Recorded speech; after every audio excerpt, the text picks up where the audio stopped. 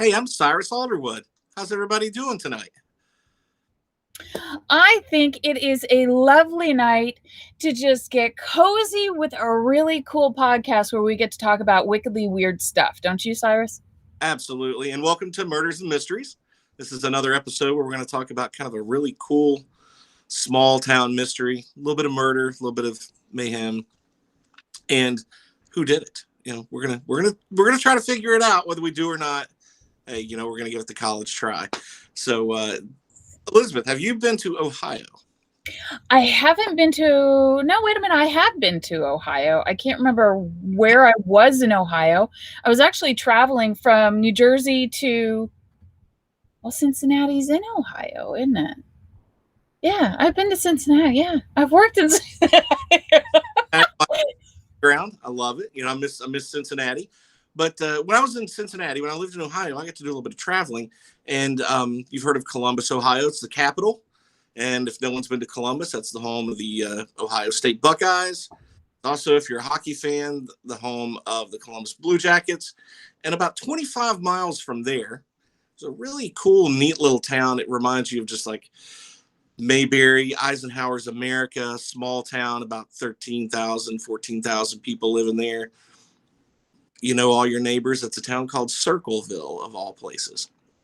And Circleville has a couple of claims to fame. The biggest claim to fame is what we're going to talk about tonight. But I just throw this out here, just like a little trivia. Circleville, if it wasn't for what we're going to talk about tonight, its claim to fame is that it's the host of the Circleville Pumpkin Show. That's an annual festival going on since 1903. People travel from all over the place to go to the pumpkin show, the pumpkin festival. But that's not what it's known for, unfortunately, now. So let's talk a little bit about this mystery called the Circleville Letters. And do you want to kind of jump in and kind of give a little bit of an intro into a little bit of this, and we'll kind of get into the mix? Sure. Let's take a moment to say hello to our sponsor this evening. Our sponsor is Vitamins. GoViter.com is where you can get your Vitamins today. Vitamint it's kosher, it's sugar-free, it's 5 times faster than any energy drink out there. 40 milligrams of caffeine per mint. And these mints come in 5 different really delicious flavors. This one is peppermint. They also have spearmint, cinnamon, chocolate mint. See that right there? Just munch it up, and it is 40 milligrams of caffeine. What else do we have here? Spearmint wintergreen, if you like that wintergreen. And yeah, peppermint, cinnamon, chocolate mint, spearmint, and wintergreen. And they are really nice and smooth. They're not unpleasant like some of the artificial caffeine kind of bittery taste. They don't have any of that. This freshens your breath, and it is such a nice mint. You've got to go try it. So go to goviter.com. You can look at the scroller at the bottom of the screen, and I'll let that run for just a moment so that you can jot down the website and go get yours today. They are also available on Amazon, just like everything else in life's entirety is. Now, let's get back to the show. I want to say hello to everybody tuning in. Ken Dodge, it is so good to see you. And we have Don here. Don is a wonderful voiceover artist that's joining us. He is down there in Florida with his lovely wife. Zach, it is good to see you. He says, I love it. Ha ha. Matt Tracy. Hi, Elizabeth. Long time since I've said hi. Greetings from Australia. Thank you so much for tuning in from Australia. We have Ralph Owens. And we have Jane Yvonne Bunker. Good to see you tonight. All right, everybody, we are going to get started. As Cyrus was just queuing up the Circleville Letters. So, Cyrus, why don't you start us into this mystery, and then we'll kind of compare notes and see how this one goes. Okay, I want to kind of jump a little bit forward in the story, and then we'll go back to the very beginning. Because there was as we look at the story here, there was a lady by the name of Mary Gillespie. She was a bus driver. Mm-hmm. And in 1983, Mary Gillespie just happens to be driving around, driving her bus. And en route to the school, she sees a sign that's setting up on the side of the road. Very kind of ominous, it was obviously made to her. It was threatening to her. Actually, the sign itself said some very derogatory things about her daughter. Mm-hmm. And in her rage and anger, she pulls off the side of the road, goes over to this sign that somebody put on the side of the road to rip it and tear it down. And as she tore it down, she realized that, wait a minute, this was set up as a boot. There was a gun behind that if she had tore the sign down a certain way, it would have triggered and went off and killed her. Right. Wow. Attempted murder on the way to school. I mean, she's a school bus driver. So that's kind of one of the things that kind of set this story into being incredibly like explosive through town. Somebody wrote that letter on a sign on the side of the road. Let's back up to the very, very beginning, and back to 1976 in this little small Eisenhower's America type town. Now, I think 1976. I'm going to show my age here. I was 2 years old. I was not born yet. You were. But I have, what I have in what my research was, I have a good small paragraph that I could read that would kind of get everybody caught up in just a touch of the very beginning. Do you want me to do that? Yeah, let's okay. Just go. So, beginning in 1976, one small town in Ohio became gripped with fear when an unknown individual begun mailing threatening and sexually explicit letters to residents. Okay, and Cyrus is going to tell us just how expansive the letters to residents is. If you were raised in a small town, then you already know that there are no real strangers, right? So that gives you an idea just how small this town was. And when I was watching some of the research that I was doing on this town, they were talking about how the population of the town, I believe it was 11,000. Yeah, about 11,100 at the time. And I mean, it's a town that's still not much bigger now. It's like 13,600. It's not very big. So Mary Gillespie, nice little bus driver lady, young lady, gets a letter in the mail that accuses her of having an affair. But she says she wasn't having an affair. But it claimed that she was having an affair with the superintendent of the schools. Well, that's damning enough, right? So it actually also said, I know you've got a kid, I got kids, I'm watching you. Other neighbors started getting threatening letters. So before you know it, quite a few people in town were getting letters from this Circleville writer. Now the letters came out, they were postmarked, that came out of Columbus, but they didn't have a return address, so nobody knew who sent them. But Mary was the topic, the target of this, Mary Gillespie. So she didn't tell anybody about the letters that she was getting. She kind of hid them from her husband, Ron, and eventually Ron gets a letter. Her husband gets a letter. And it said that they have about it was like maybe 8 days later after the last letter she got, Ron gets one, and his letter says that if he did not stop his wife's affair, then his life was going to be in danger. To him. So Ron approaches his wife. You're having an affair. She says, absolutely not. We're not having an affair. Don't really even know the guy. Met him once, maybe. Blah blah blah. Well, what kind of story ends there? It doesn't. We have some murder that happens. And at that point, a couple weeks later, the writer sends another letter, threatens to go public with her affair if she doesn't confess.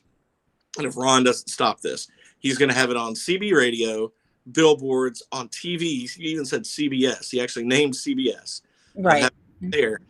And so Mary and Ron were a little nervous and worried. So the only people they tell is Ron's sister and her husband. And her husband's name is Paul Freshour. So remember that name, Paul Freshour. So they were really the only one that were, that knew about it. Paul started talking a little bit and said, hey, I think I suspect who it is. They kept saying we think we know who it is as the words are getting around town about these letters. And so what they were trying to do is flush the guy out, right? So do you want to pick up from there, or do you want me to continue to?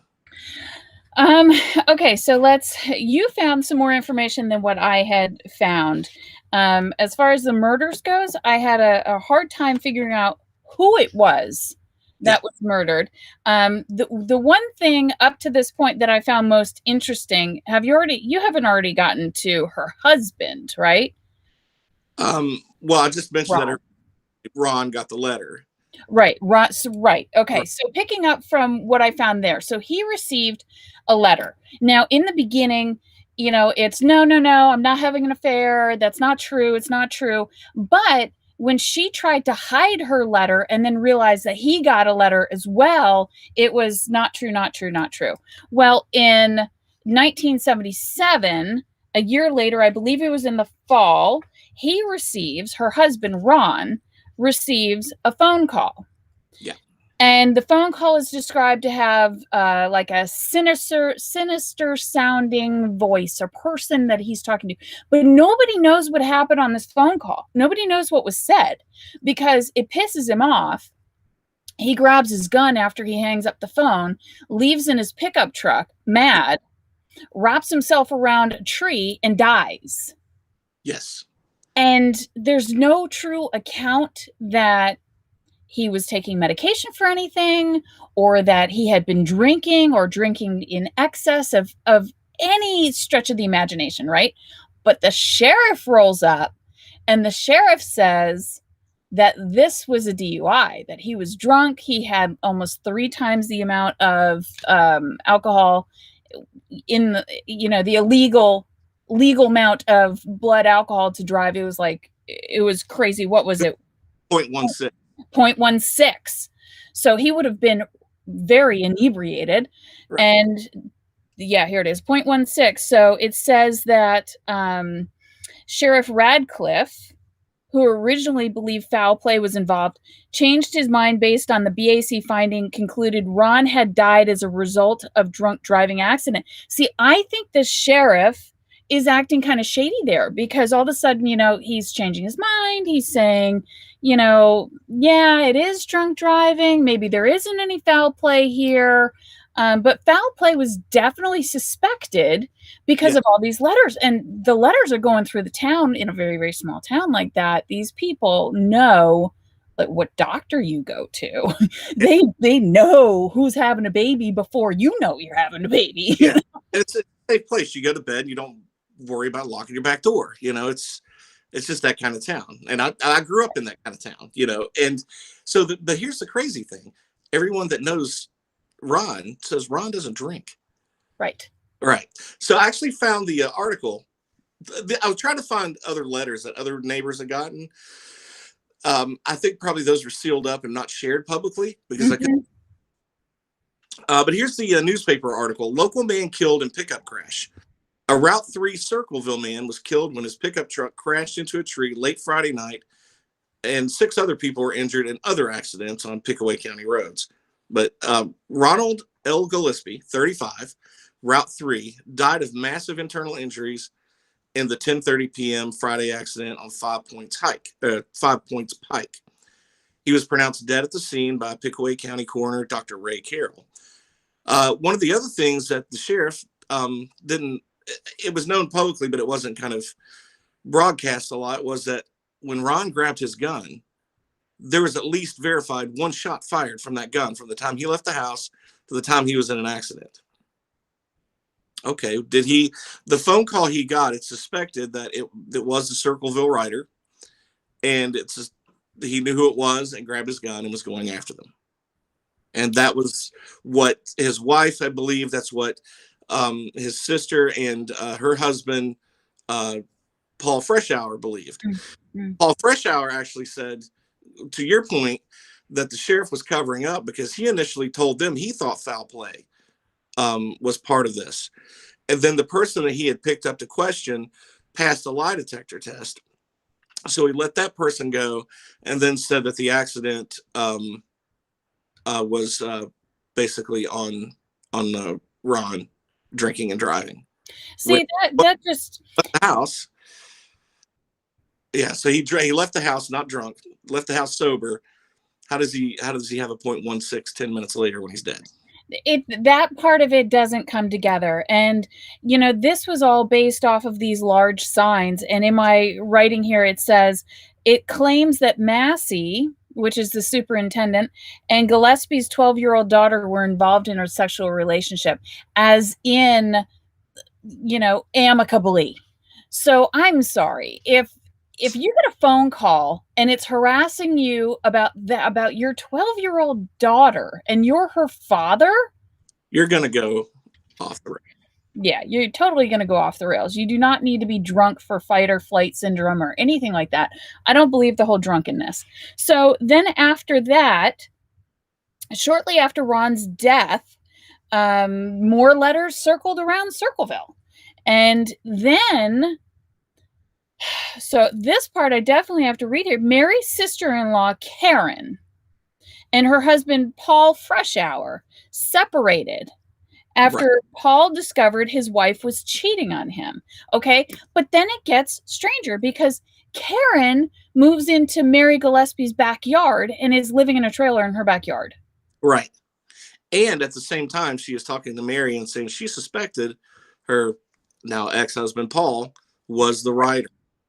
Now, after Ron had died, more letters had went around that claimed, like you said, that Sheriff Radcliffe was involved in a cover-up. So the Circleville writer was sending these letters out to people claiming that, and that Ron's death was foul play, and for everybody to keep their eye on the sheriff. So that maybe was one reason why Karen thought her ex-husband, Paul Freshour, might have been the Circleville writer. So, you flash forward to a few years, and then this is when, Mary's driving her bus and sees that sign on the side of the road. Mm-hmm. Tears it down, but the trap is not sprung. The gun doesn't go off and kill her like it was intended to do. One other point I want to mention, I totally forgot about this. Mary Gillespie, even though she claims she was not having an affair with the superintendent, after Ron was dead, she actually admitted, they were a couple. Yes, they were married, but now all of a sudden, so if you're the target of somebody saying, hey, you're having an affair with somebody and you're not, are you actually going to make that writer, the Circleville writer, correct by having an affair with that person after? It's kind of weird, but see, that's where it circles back and becomes a family issue again. Yeah. So I have Paul Freshour here up on the screen. This is what he looked like at some point in time there. I think this was after he was released from prison. So, you look at the whole gun box thing, and from the reports that I saw was that Mary is driving down the road. She's driving her school bus. She has kids on the bus, and two different stories is what I got. And I'm hoping that you got either one or the other, or just a more conclusive side to it. So I have her, if you'll picture her driving down the road in her school bus in her country road, small town, got kids that she probably knew since they were born on the bus. She sees this sign. It infuriates her, but she calmly walks to the sign, calmly and carefully takes the sign down, which was very good for her because it was intended for her to go up there and angrily pull it off. And then that would have tripped the makeshift booby trap and shot her in the face because the gun was in that box pointed right where it should have been, pointed at her face based upon her height and everything like that, right? So the story is that she goes over there and she carefully takes a sign down. I heard that part of it from both sources. Right. Here's where it goes a little different. One of the sources says that once she takes the sign down, she sees the gun. So she takes the box and the gun and the sign back onto the bus with her, and she turns it in. And this is where I want to say the sheriff comes back in, because what they discover from recovering the gun is that someone had tried to scrape off the serial number on the gun. Right. But they did a poor job at trying to remove the serial number on the gun. And whose gun was it, Cyrus? Oh, it belonged to Paul Freshour. Mm-hmm. And now he claimed that his gun was stolen. And there was a report of him claiming that gun was stolen previously. But yeah, somebody did a piss poor job trying to scrape off the serial number. They traced it anyway, and wow, Paul's gun is pointed right at his ex sister-in-law, and that just verifies what his ex-wife had said, that she suspected he was the Circleville writer. So I guess Sheriff Ratcliffe, he brings Paul in for a handwriting test at that point. And Paul, because the gun was there, he was charged with attempted murder, and but he was not charged with writing the letters, even though there was in a court, when it went to court, and I've got the court date here, October 24th, 1983. I'll just read what I wrote here. Paul goes on trial for attempted murder of Mary Gillespie. A handwriting expert testified that Paul was the letter writer. Even Paul's ex-wife suspected Paul. Paul's boss testified that he wasn't at work that day, the day that the trap was set. However, that doesn't look good for Paul, right? He's not at work on the day that this happens, and it's his gun, and all this. But he had an alibi for most of that day. A couple of neighbors said that they knew Paul was home that afternoon. That day they'd seen him in and around his home that during the time that this happened. But he did not take the stand in his own defense. And I think that maybe is what done him in. He still claimed he was innocent, but he was convicted and given a sentence of 7 to 24 years. Now you would think, is that the end of the story, Elizabeth? No, that's not the end of the story. And the other piece of information that I found very interesting was that this bizarre handwriting, because I have one of these letters pulled up to the screen so that we can see it. And there's so many letters. There's so many. If you just Google the Circleville Letters, you'll see it's all the same very strange block-like handwriting. And they had said that this handwriting also checks out. But so Paul, he gets the handcuffs. He's guilty. He goes to jail. Everybody's relieved because they're like, okay, the letter writer, all this craziness, it's over. We can go back to regular life. No, that doesn't actually happen, because while he's in jail, people begin to get letters again. Yes. So now they're going crazy. They're like, well, how is he sending letters from jail? Right. He was in a jail in one county, and the letters were still being postmarked from Columbus. He wasn't in Columbus. And how are you going to write a letter from jail and then have it postmarked from Columbus? Yeah, and the prison warden concluded that there was no way that Paul could have been writing the letters.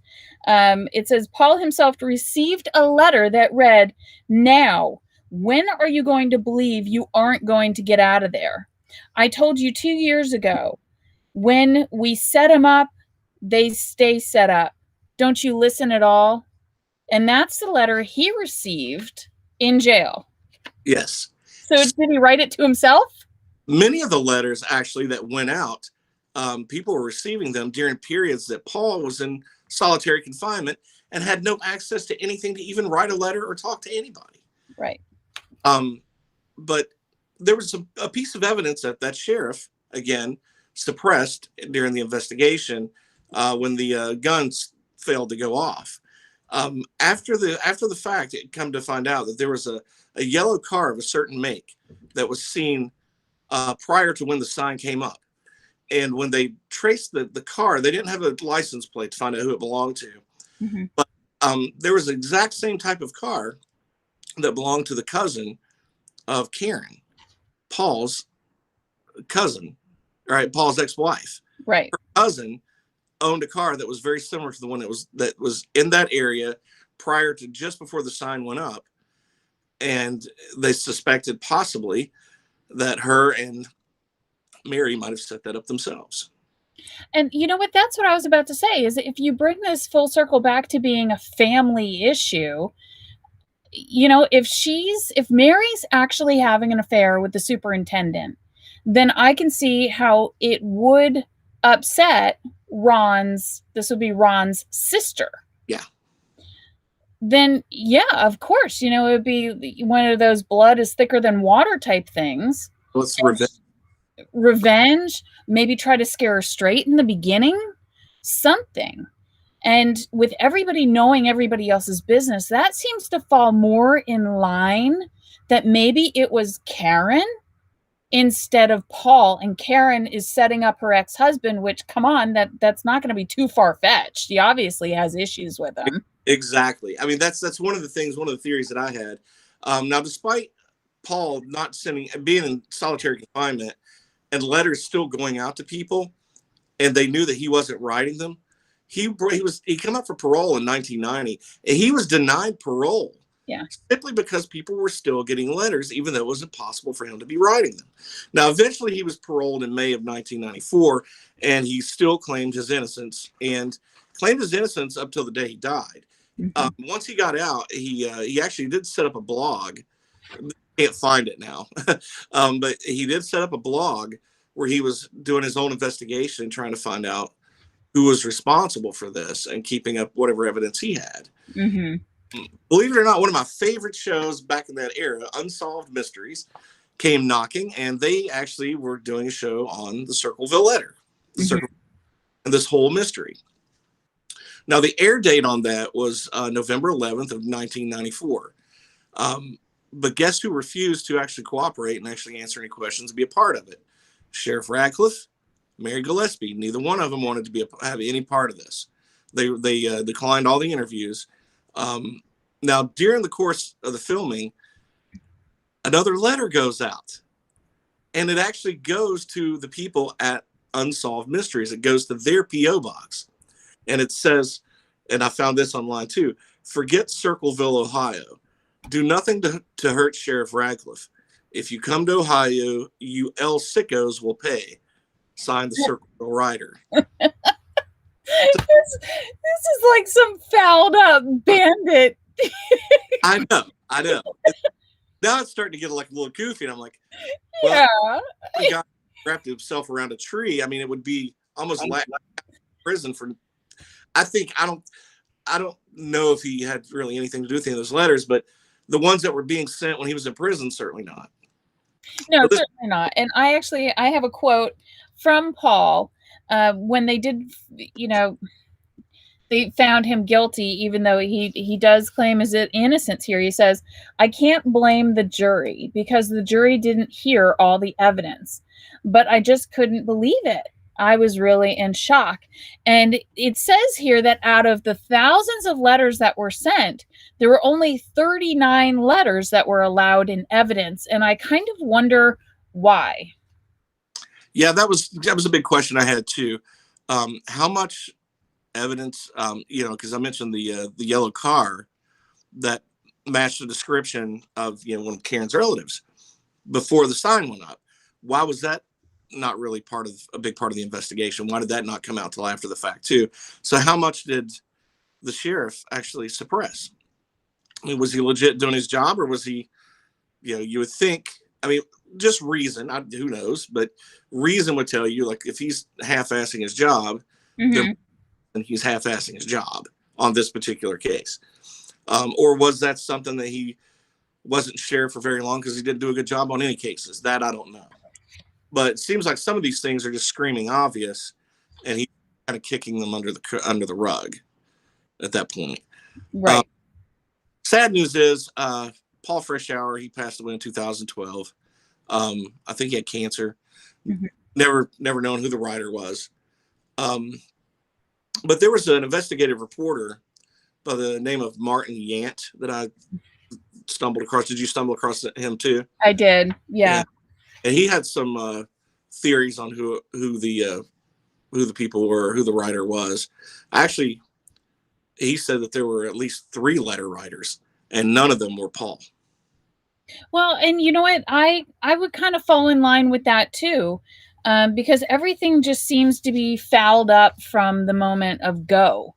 And the way that it's fouled up, it just, with her having an affair, in my mind, with the superintendent, okay, that's a political position, let's call it, because it's a public servant of some sort, even though they're being paid and all this kind of stuff. And then you have the sheriff, which again is another public servant position. I I don't know. I'm seeing the connection there, that then there's some other seedier things. There's another guy that is has some child molestation charges against him, and he's sort of involved there too. And I don't know. Yeah, I think probably an innocent guy went to jail and was left in jail, even though when he could have gotten paroled. Just who would pull the strings to keep a guy in jail because letters are being sent around, but you know damn well he didn't send them. You know, somebody had to have some political clout to say, "Hey, don't parole this guy." You know, how rural is Ohio? I wonder if it's a fair and reasonable thought to have that. I wonder if they were all after the 12-year-old girl. Are there cults of any type? Any? I mean, I could be anywhere. But you know, most of Ohio is very rural. You have the three big cities of Cincinnati, Columbus, and Cleveland, and then you know those suburbs around through there. But 25 miles outside of Columbus, it's very small. You know, it's peppered full of small towns. I mean, I've been to Circleville, Yeah. I've been to Zanesville. I've been all over eastern part of Ohio, and you know, it was just it's very possible because small towns have secrets. You know, even the one I live in, I'm sure. But this guy Martin Yant, actually, one of his suspects, he said, was the son of the superintendent that Mary was having an affair with. Mm-hmm. That he could have been the letter writer because he was angry. Mm-hmm. Father was doing this. You know, I mean, he's busting up the family, defending his mother's honor. Young kids doing something stupid, didn't know what he was getting into. Mm-hmm. Another co-worker that was very infatuated with Mary, another teacher. Yeah. That was I kind of hesitate to say names because who knows, you know. But and then Paul's ex-wife was people that this guy claimed was a letter writer. And here's my note again here. It's believed that the ex-wife's actually I was wrong earlier. The ex-wife's boyfriend was the man seen next to the El Camino on the day that the booby trap was set. Mm-hmm. One of her relatives owned that type of car at the time. So people actually had it was a yellow El Camino. So, you know, you have to wonder. I mean, I think you're right. I mean, Karen certainly had something to do with this, I think. Maybe never. These people are in their 70s now, if they're still alive. Yeah, I believe in my research, Mary passed away not too long ago, but from what I can research, Mary has passed away, but she's hidden from everything everywhere. I couldn't dig up a picture. I couldn't find anything. You know, of course, Paul is the one that's trying to defend himself and saying, I didn't do this. It just seems like this, how could this one affair, and I understand it's the 70s and 80s and it's a different time and family structure was definitely preserved a little bit more. Although divorce was still pretty common. It wasn't taboo or anything like that, Yeah. of course. But it just seems like for this one affair to cause such a hornet's nest reaction, there's something else going on there. And, you know, it's all about Mary. Mary seems to be receiving these letters and she's finding this sign and she finds the booby trap, but yet nobody's ever set to protect the family. She didn't have protection of any type. She's got a 12-year-old girl. I would think that if somebody was threatening me, my first thought is going to be, how do I protect my kids and how do I protect myself? So none of that seems to have been done. It's just kind of like, oh yeah, we're getting letters and yeah, they're really terroristic, but yeah. Which made me wonder if maybe she had something to do with it herself. Of letters going out, you have a gun that has the serial number filed off, a box with the gun, and you can't find one damn fingerprint. And she certainly didn't want her husband to know that she was having an affair because that didn't come out, like you said, until after he died. Yeah. So I think that's total foul play. And Karen wasn't all that committed to Paul because she divorced him and then was living basically with Mary. I think it's Yeah. Yeah. I mean, it's very possible. Yeah. You're probably right. I thought it was a fascinating mystery, just Mhm. nonetheless. I mean, it's not one of those bone chilling, creepy things, but it's small towns. It's how many of these things happen that don't make national news? You know, it happens a lot. And, especially when you have these family relations like that. I don't know. I thought it was a pretty fascinating story. Um, Paul, I think, was innocent, but yeah, I think some of the other family certainly had their fingers in it. And why a sheriff, like I said, can't find one fingerprint off thousands of letters, a gun, a sign, that just doesn't make sense. A No, it lot doesn't. of that I probably was suppressed, or that guy is the worst sheriff in the history of Ohio. Has to be, has to be. Maybe she was having an affair with the sheriff too. That's a possibility. You never know. You never know. Or Karen, maybe, because obviously Karen was cheating on her husband. She probably didn't care to, I mean, Hmm. I don't know. Who knows? Who knows? I really do wish the whole unsolved part of it for me is that I wish that I could have found something about Karen, something about Mary, and you just can't. And as much as I was just talking about how they weren't protected, they didn't have, anybody guarding the house or guarding the family from what's reported. They definitely went underground. She did not want to be in front of the cameras, and neither did Karen. Yeah. Um, And I think it was probably just a benefit of the time that they were in, because, Probably. you had whatever the newspapers were telling you, and then whatever. I mean, who would have even be talking about this if Unsolved Mysteries didn't roll up and make a big deal of it nationally? But to this day, maybe it's kind of like an outsider's look at small town corruption. Mm-hmm. And That's where yeah. Yeah, I agree with you. That's where my head's at. Small town corruption. There's a whole lot of covering up to being covered up, and they put this guy in jail it's not adding up for he me. didn't believe. Yeah, but this might not have been, like I said, one of those grisly mysteries, but we have plenty of grisly mysteries yet to discuss. We do. Do you have any in mind for a future show? Not well. I've done some research on some, but I'll drop you an email of a handful. You actually had an interesting list yourself that you had sent me initially, of some very grisly places and things. So yeah, we certainly have some fun with some of this stuff. Yeah, totally. Of course, I always love that heroine, the damsel in distress, but yet she's a black widow. I Oh, just total creep city. Yeah, total creep city. That fascinates me. I guess it's because I don't really totally understand it or see it. How can you be in a relationship with somebody and you just like flip and kill them, and then you go into another relationship and you flip and kill that one, and then you kill this one and you kill that one. It's like, what?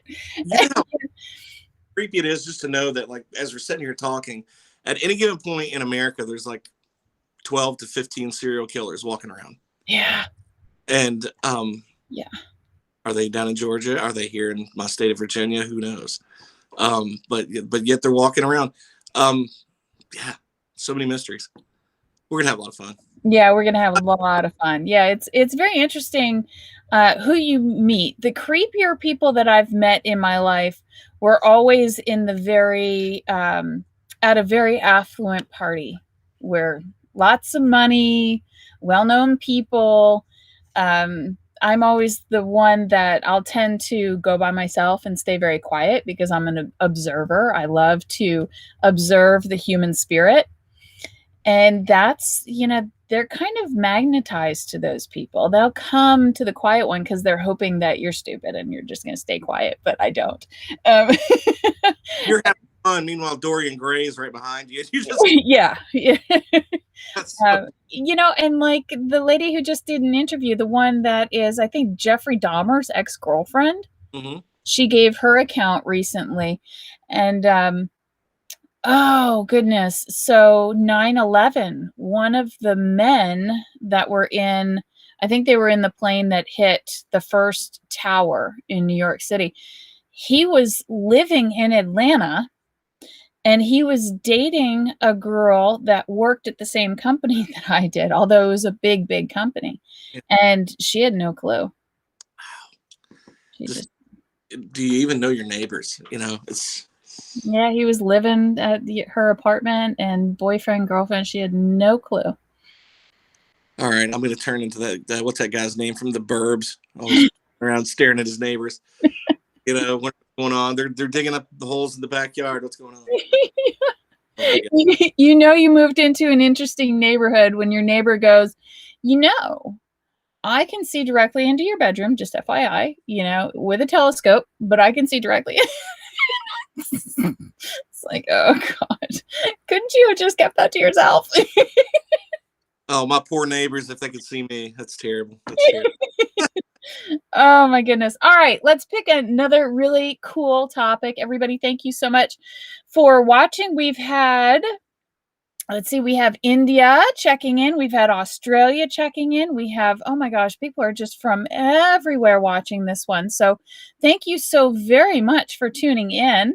Yeah. I hope you've enjoyed it. If you have any suggestions of a future show for Cyrus and I, please sound off. You can comment here in the show, or you can always, let me bring it up to the stream here. You can email us at ecooperstudios@gmail.com. And in the subject line, if you put Cyrus's name, I will absolutely make sure that email goes to Cyrus, because Cyrus has a couple of cool things happening on his end. You have a podcast, you have books, you have so many great things. So would you mind talking to us about what you have going on? You just did an awesome interview yesterday, I believe it was. Oh, yeah. Yeah, I've had a really great time with my podcast, The Gonzo Chronicles.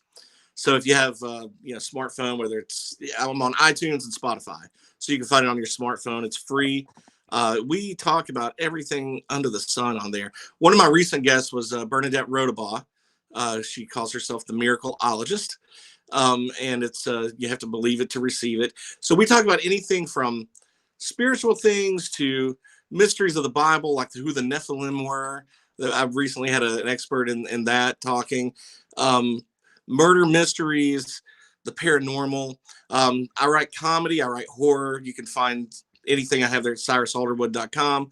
I've got about 10 or 11 books on Amazon, so people can always check that out. And I've got another podcast coming up later on this week, and got a couple of really creepy ones, one about the history of the Ouija board. And as a matter of fact, Elizabeth, you've been a guest on a couple of shows, 2 or 3. And actually, I get emails from time to time, like, when are you coming back on? So you're all back on. Yeah, there's 2 or 3 people that have been on. They're like, hey, when are you having that guest back on or that guest back on? Because, they enjoy the banter. We've had some really good topics. Top 10 dead comedians. I mean, who the hell talks about that, right? We did. And then at the beginning of the pandemic, we talked about the coronavirus and just how it started and where we thought it was going to go. And that would be interesting to go back and listen to. That was done from the bubble bath. So yeah, let me know, because I'm due for another bubble bath, and we can just sit there and chat. Well, we'll do that. We'll record an episode on whatever topic we want. So we'll have a good time. So everybody, sign up, subscribe to that. It's free. Make sure to go to Elizabeth's YouTube page and subscribe there. Thank you. I have a YouTube page as well. I don't really have anything interesting on it, but you can subscribe if you want to. I don't have cool on there, but you have a lot of really good stuff from your career and your acting reel and your shows that you have that you'll load up there for people to go back and watch again. So. Yeah, totally. You can find this episode and all episodes of season 5 over at the YouTube channel. It's Elizabeth Cooper or Cooper Studios. I do have previous shows from season 1 through 4 in there as well, but not every one of them. It used to be very, very hard to try to get video out of Facebook and put it into YouTube. And then Be Live TV said, hey, why don't you dual cast? And I said, sign me up. So that's what we do. So with the comments that we have here, we have a good about 50-50 split of people currently viewing us right now on YouTube or right now on Facebook. And I absolutely love the diversified feeling of that, because for all the guests on the show, for you, Cyrus, for anybody out there that wants to take the link and embed it into your website, it's right there ready for you. And that was the challenge of trying to get the show onto YouTube, was to be able to provide those links for all the guests. So thank you so much for watching. Thank you for that plug. Go see Cyrus at cyrusalderwood.com and check out his books. You can send him messages. I'm sure, do you autograph books for, like, I don't know, maybe $500, $1,000? Yeah, $1,000. That'd be great. Yeah, I'll sign books. Yeah, if anybody wants to buy something, just let me know and I'll order, and then you can PayPal me. Or sometimes I'll just send one if you make a donation to a nonprofit that I ask you to do or something. As a matter of fact, we should try to maybe find a way to give away a book on the show. Yeah. Oh, let's do it. All right. Yeah. So next show, you pick a book, and then we'll do that. We'll do a giveaway on our next show. Yeah. Bedtime Stories for the Terminally Afraid. It's a collection of short stories in the horror genre. The weirdest zombie and vampire story you'll probably ever read. I'm pretty sure. I'd bet a vital organ on it. So yeah, we'll give that away next time. We'll find some, give it away, maybe some sort of a contest or something, or who has the best Your Mama joke or something. I don't know.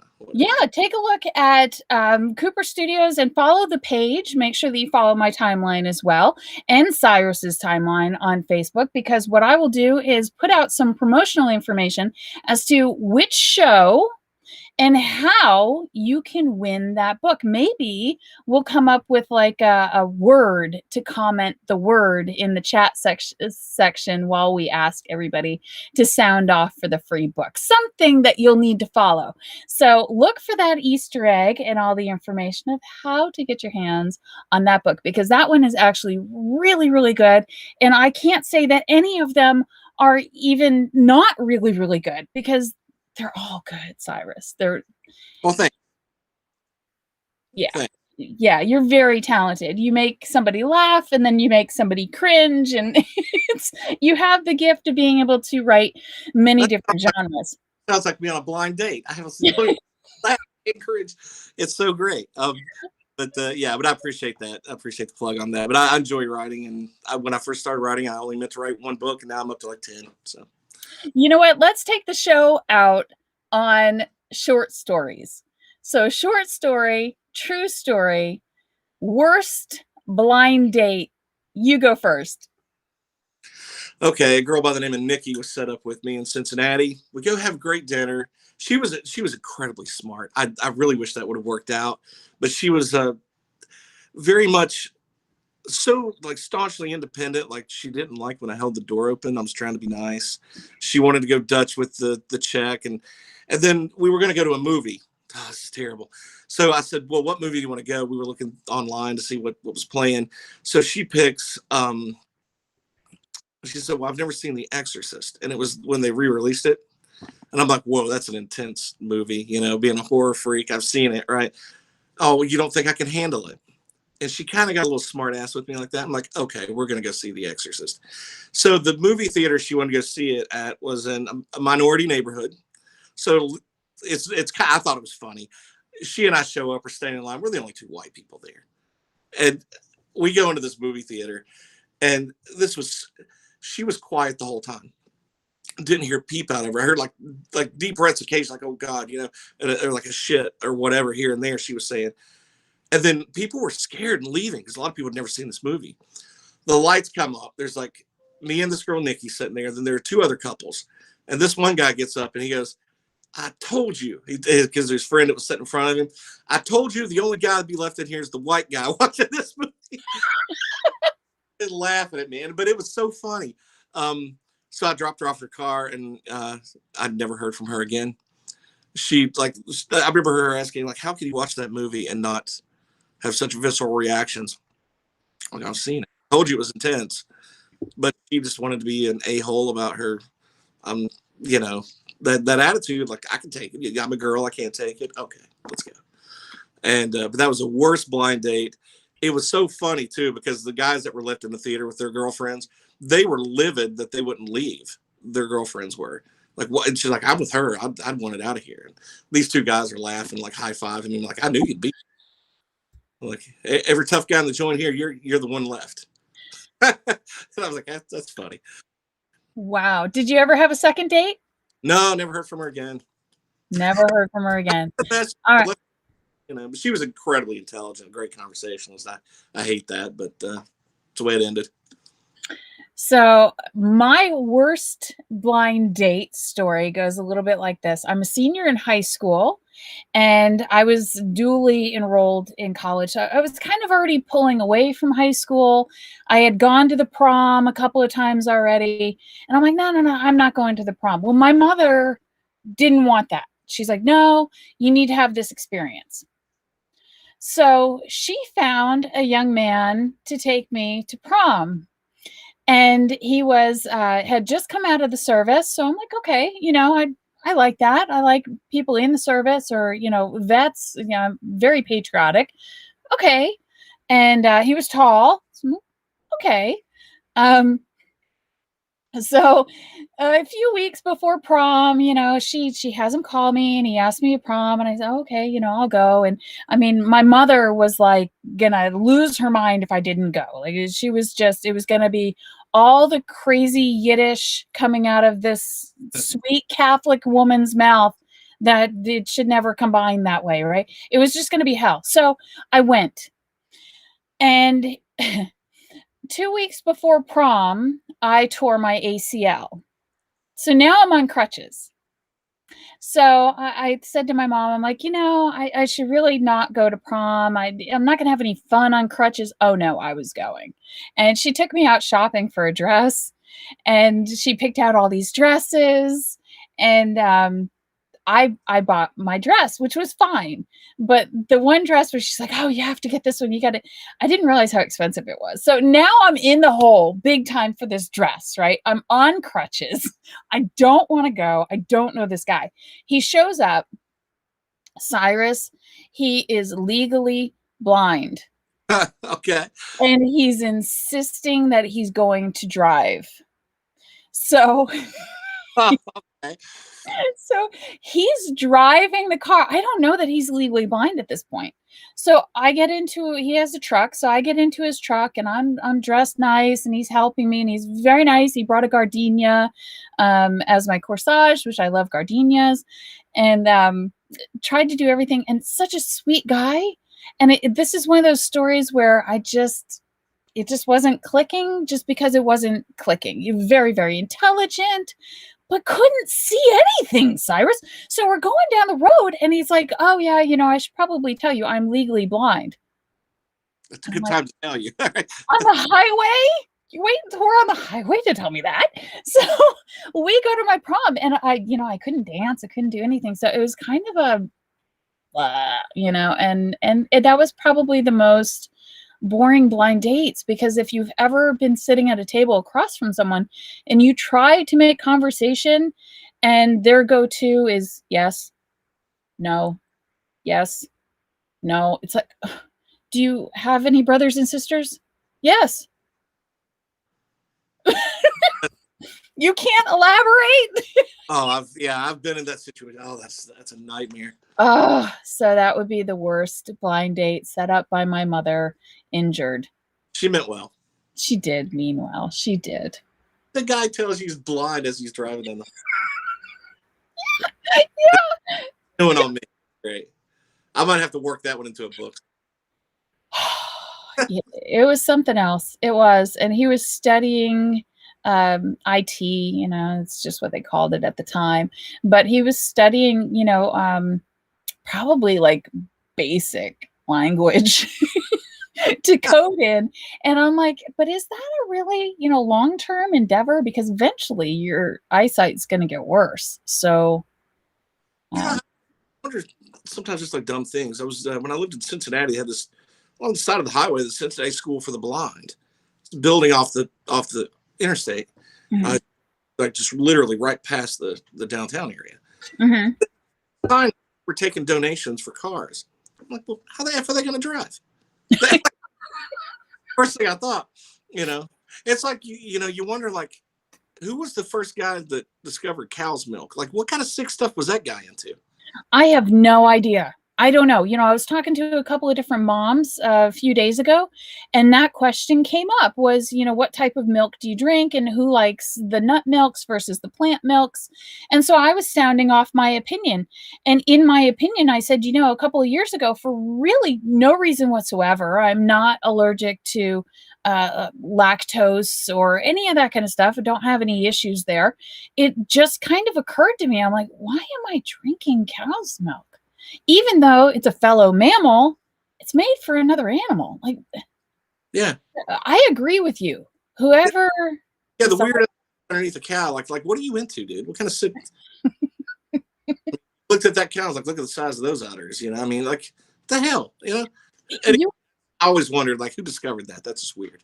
Well, and you would think that it would have just continued on. I know the British definitely did this for a very long time, where they were drinking the woman's milk. That was the milk that you had at home. She supplied that. And my parents, this was before I was born, in the 60s, my sister, who was 15 years older than me, she was a little girl. And my father had to open up a chemical plant in London. So they had sent him out there, and they were there for like 8 weeks. They were there for a very long time.